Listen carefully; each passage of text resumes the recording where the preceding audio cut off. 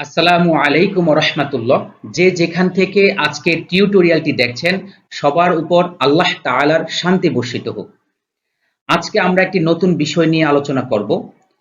লক্ষ্য করুন, ক একার কে ন কেন, ক একার কে নৌকার ন কেন, দুটার উচ্চারণ কিন্তু একই রকম, কিন্তু এর পার্থক্যটা কি?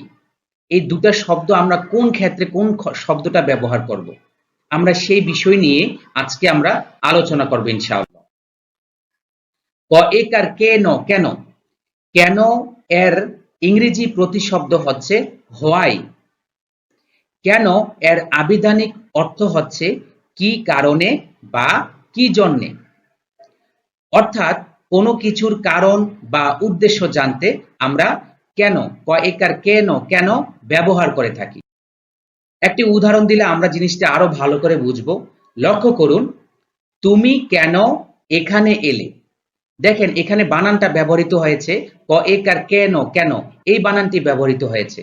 তার মানে তুমি কেন এখানে এলে, অর্থাৎ তুমি কি জন্য এখানে এলে।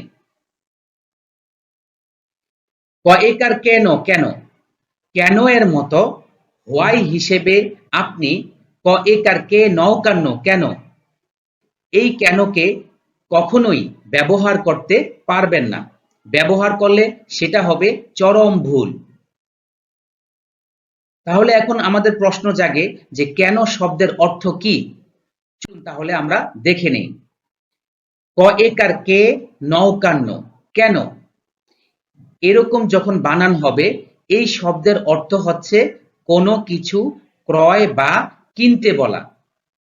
যেমন, দয়া করে আমার জন্য ওই খাবারটি কেন, ক একার কে নৌকান্ন কেন। তাহলে আমরা দেখতে পাচ্ছি যে এখানে কোন বানানটি ব্যবহৃত হয়েছে। হ্যাঁ, দয়া করে আমার জন্য ওই খাবারটি কেন, এখানে আমরা ক একার কে নৌকান্ন কেন ব্যবহার করব। অর্থাৎ তাহলে আমরা কি বুঝলাম যে কেন, কেন এই শব্দটির অর্থ হচ্ছে ক্রয় বা কিনতে বলা। যেমন দয়া করে আমার জন্য ওই খাবারটি ক্রয় করো, তো আমরা ক্রয় করো বলি। আবার বেশিরভাগ সময় আমরা যখন সাধারণ চলিত ভাষায় আমরা কথা বলি, আমাদের আঞ্চলিক ভাষায় যখন কথা বলি, তখন আমরা বলি দয়া করে আমার জন্য ওই খাবারটি কেন, কয়েকার কে নৌকান্ন কেন। তাই আমাদেরকে অবশ্যই লক্ষ্য রাখতে হবে যে কেন, কয়েকার কে ন কেন এবং ক একার কে নৌকান্ন কেন, দুটির উচ্চারণ একই হলেও অর্থের মধ্যে অনেক পার্থক্য রয়েছে। তাই আমরা যখন এই দুটি শব্দ ব্যবহার করব, আমরা কোথায় ব্যবহার করছি, আমার বানান কি ঠিক হচ্ছে কিনা, এই বিষয়টি আমরা অবশ্যই লক্ষ্য রাখব। আজকে এই পর্যন্ত। আল্লাহ হাফেজ।